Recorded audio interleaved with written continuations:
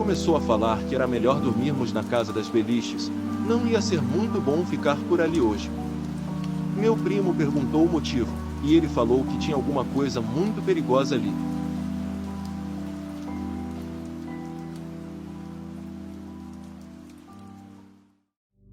Sempre ouvi de algumas pessoas que quando você mexe com o sobrenatural, existem consequências. Sempre tive muito interesse em tudo que circula o assunto, mas chega uma hora que as coisas passam do limite, e é aí que a gente se arrepende de algumas coisas. Foi em uma das minhas idas no sítio que eu tanto visitava, e que tenho tantas histórias, mas essa noite foi uma das mais inesquecíveis da minha vida. Como sempre, chegamos à noite, e pela primeira vez, não estava aquela energia estranha que normalmente tinha naquela hora. Por algum motivo, o clima estava leve. A sensação de sempre estar sendo observado ou seguido, não sentimos nada disso. Era uma noite fresca, estrelada, sem nuvens no céu, eu diria que era a calmaria antes da tempestade.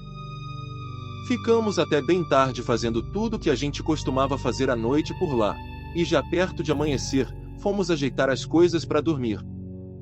Sempre tínhamos a opção de escolher onde queríamos ficar, na casa das beliches, ou no pavilhão. Preferíamos a segunda opção, e enquanto escolhíamos os quartos, meu tio achou em um deles uma mochila com algumas coisas estranhas. Tinha um caderno com desenhos de alguns símbolos diferentes, algo que parecia uma peteca bem destruída, e no meio do quarto, algumas velas um pouco gastas. Achamos aquilo estranho, mas chamamos o dono do sítio para entregar e ele devolver pro dono, caso viesse buscar. Ele disse que deveria ser de alguém de um grupo de pessoas que pagaram para ficar um tempo, mas saíram alguns dias antes do combinado. Isso foi um pouco estranho, mas apenas seguimos nas escolhas dos quartos e fomos dormir.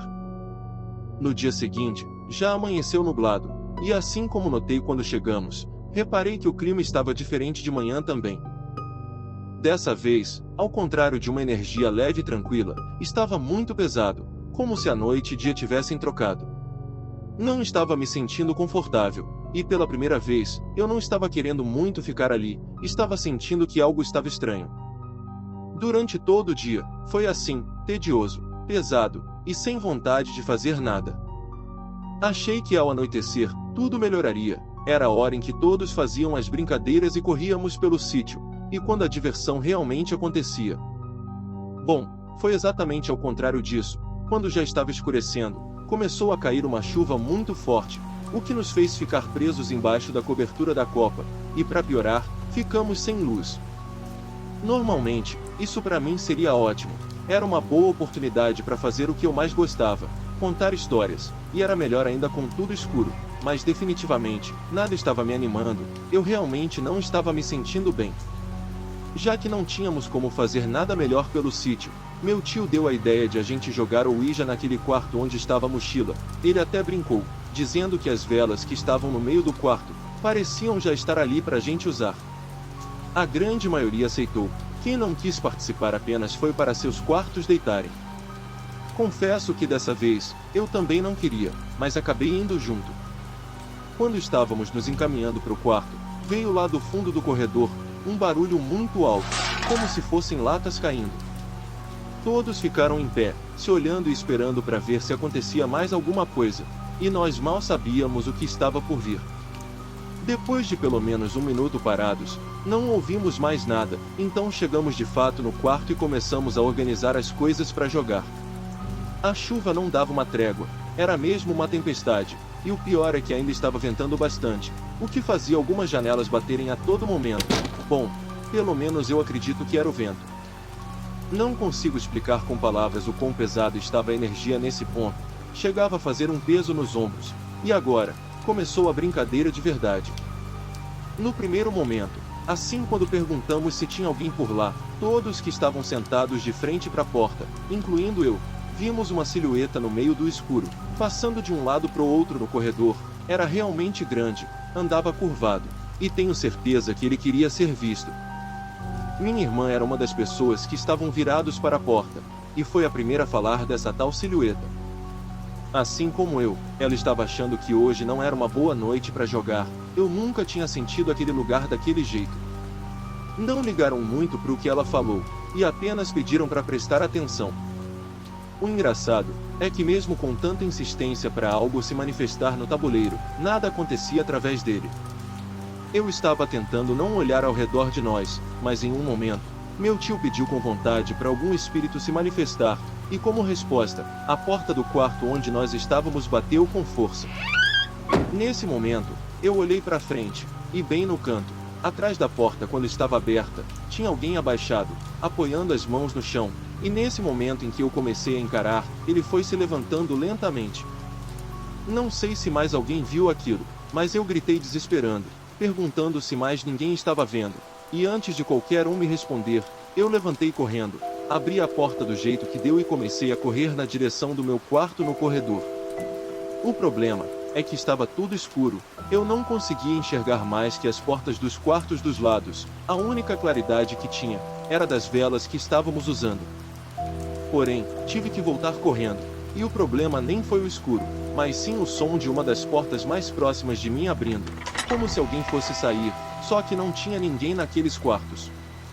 Atravessei a porta voltando, e assim que cheguei no meio de todos, olhei de volta pro canto, mas agora já não tinha ninguém.